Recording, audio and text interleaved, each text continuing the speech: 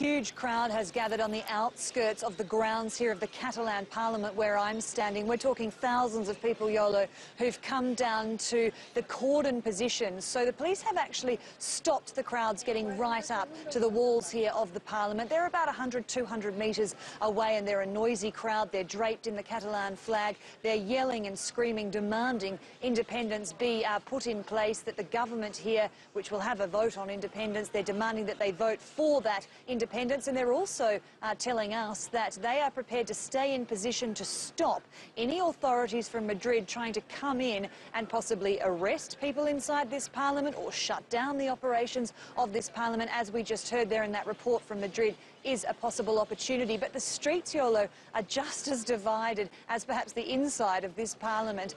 We know that as well as those who are fervently pro-independence, there are a huge group who are not for independence, particularly in the way that it's been going about here, where it is considered an illegal chance at taking independence. We know there are going to be more protests over the weekend here in Barcelona, and one of those is going to be a protest called by those who are against independence.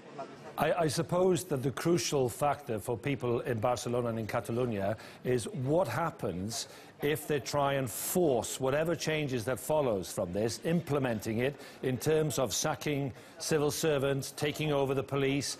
I mean, what will be the reaction there, not just by people who are calling for independence?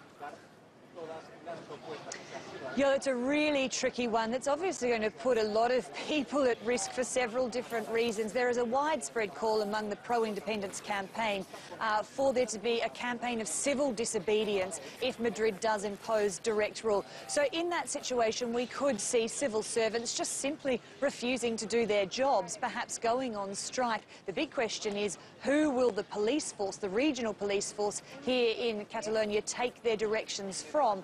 Of course, if they are going to be replaced at the top from the management level by someone from Madrid, are those boots on the ground type people going to ignore those instructions they get, which of course could find themselves in jail, they could find themselves fined, they could find themselves without a job. So there's a lot of personal risk to go ahead with this civil disobedience campaign that is being called. But it's worth noting that behind me in Parliament right now, it really is a pretty momentous moment, a critical moment in the Catalonia independence bid. The lawmakers there, the Parliament, they're inside now debating how they should actually respond to direct rule, if that's in fact what Madrid does, which it looks like it will. And what is clear is that independence is still very much an option on the table.